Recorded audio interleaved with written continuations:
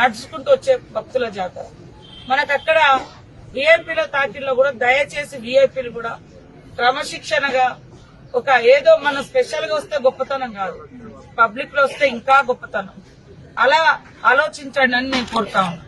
మీకు ట్రాఫిక్ నియంత్రణలు ఉండవు, ఇబ్బంది ఉండదు. మంచిగా ఒకప్పుడున్న పరిస్థితుల కంటే ఇప్పుడు రోడ్లు వెడల్పోయినాయి, వ్యవస్థ వెడల్పోయింది, కార్లు ఎక్కువ వస్తున్నాయి, అది ఓకే. కానీ అధికారులను మమ్మల్ని పాసులు లక్షల మంది వస్తుంటారు. ఇది తీసేయాలనే మాకున్నది వాస్తవాన్ని. కాకపోతే అందరూ కొంతమంది పెద్ద మనుషులు దుమ్మెత్తిపోతా ఉన్నారు, మాకు పాసులు ఇయ్యరా పాసులు ఇయ్యరా. ఇక్కడ లోకల్ గా మేము లోకల్ ప్రజాప్రతినిధులను గౌరవించినాం. స్థానికంగా ఉండేటువంటి వాళ్ళని గౌరవిస్తాం, బయట నుంచి వచ్చే వాళ్ళని కూడా గౌరవిస్తాం.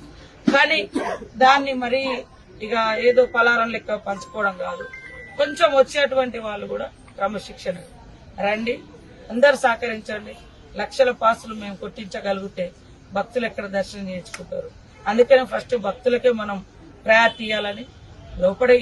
రేపటి నుంచి లోపడంతా బంద్ అవుతుంది, మొత్తం బయట నుంచే క్యూ లైన్ల నుంచే ప్రవేశం ఉంటది.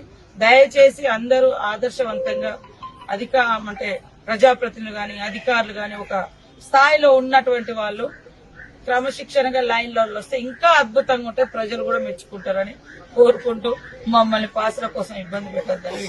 అసలైన తొలి వెలుగు. ఫాలో వాట్సాప్ @తొలి వెలుగు అఫీషియల్.